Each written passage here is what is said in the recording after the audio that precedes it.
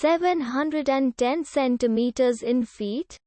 First of all, we need to know the value of 1 centimeter in feet.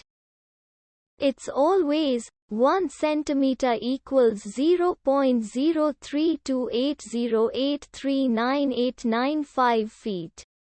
Now we have to multiply 0.03280839895 by 710.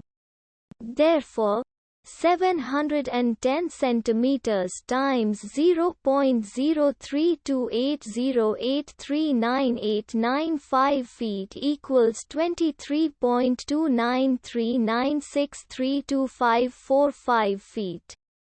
So, in other words, 710 centimeters equals 23.2939632545 feet.